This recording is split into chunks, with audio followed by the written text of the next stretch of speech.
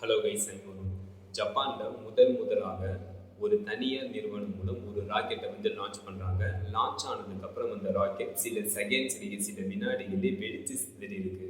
அதை பற்றி தான் நம்ம பார்க்க போகிறோம். இந்த மாதிரி புது அப்டேட் நீங்கள் பார்க்கணும், மறக்காம இந்த சேனல் சப்ஸ்கிரைப் பண்ணுங்கள்.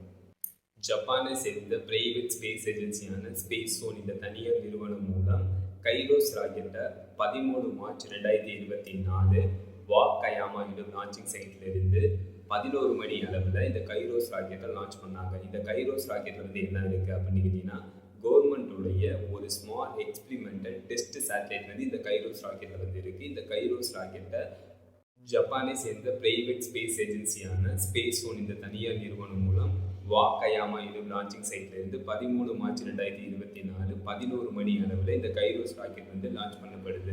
லான்ச் ஆனதுக்கப்புறம் இந்த ராக்கெட் லிஃப்ட் ஆஃப் ஆனதுக்கப்புறம் இந்த கைரோஸ் ராக்கெட் சில செகண்ட்ஸ்லேயே சில நொடிகள்லேயே வெடித்து சிதறி இருக்கு.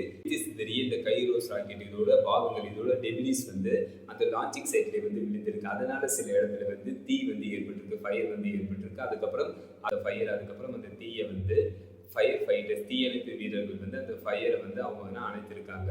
இந்த ராக்கெட் ஃபெயிலியரில் முடிஞ்சிருக்கு. கைரோஸ் ராக்கெட் எதனால வெடித்திருக்கு அப்படின்னு அண்டர் இன்வெஸ்டிகேஷன்ஸ் நடத்திட்டு இருக்காங்க.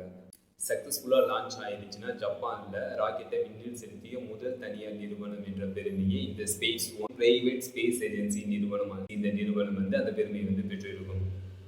Final காம்பனி C